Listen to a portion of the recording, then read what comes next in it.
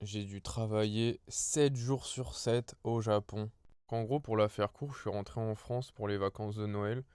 Donc je suis rentré du 20 au 30. Donc j'ai même pas fait le nouvel an en France. Et en gros, pour revenir sur cette fameuse semaine de travail, donc pourquoi j'ai travaillé 7 jours sur 7 au Japon?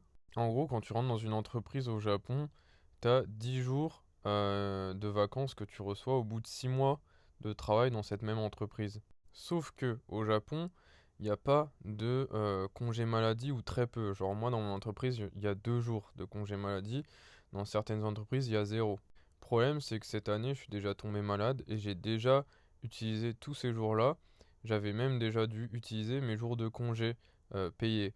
Oui, voilà, parce qu'il y a tellement peu de jours de congé maladie que quand tu tombes malade et que t'as pas d'autre choix, si tu veux être payé, voilà, sinon en gros ça va devenir un jour raté et ça sera pas bien vu aussi au niveau de l'entreprise. Si tu rates le jour, c'est vraiment comme si t'étais pas venu quoi.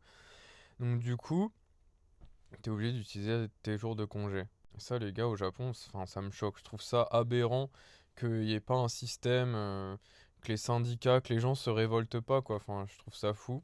Mais bref, et du coup, ce que j'ai fait, c'est que, si je dis pas de bêtises, dans un mois au Japon, le minimum légal, t'es obligé de te reposer au moins 9 jours. Donc du coup, moi, ce que j'ai fait, en gros, c'est que pour garder des jours de congés payés au cas où donc en gros, mes jours de congés payés se renouvelleront, je crois, au mois de mai, avril, un truc comme ça. Mais en gros, jusqu'à ce moment-là, si je retombe malade et que j'ai plus de jours de congés payés, je serai dans la merde. Donc du coup, ce que j'ai fait, c'est que j'ai mis 2 jours de congés payés de côté pour si jamais je tombe malade entre-temps.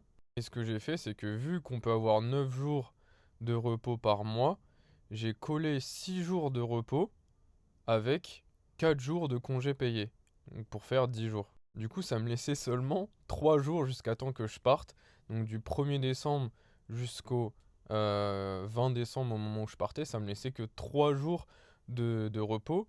Donc du coup, j'ai eu un jour au début, le moment où j'ai passé le JLPT, et après j'ai eu un autre jour et ensuite, j'ai eu un autre jour juste avant que je parte en France. Mais du coup, entre ce moment-là, bah, je faisais que de taffer. Et il y a un moment, j'ai fait une semaine complète, 7 jours sur 7. Les gars, j'étais KO. Je sais même pas si mes grands-parents, ils ont déjà fait ça dans leur vie. Et le pire, c'est que je reviens de France. Je me suis tapé quasiment porte à porte 24 heures de voyage. Le lendemain, les gars, le premier, j'ai même pas fêté le nouvel an. Le premier, j'étais au taf. Je suis mort. J'en peux plus de ce pays.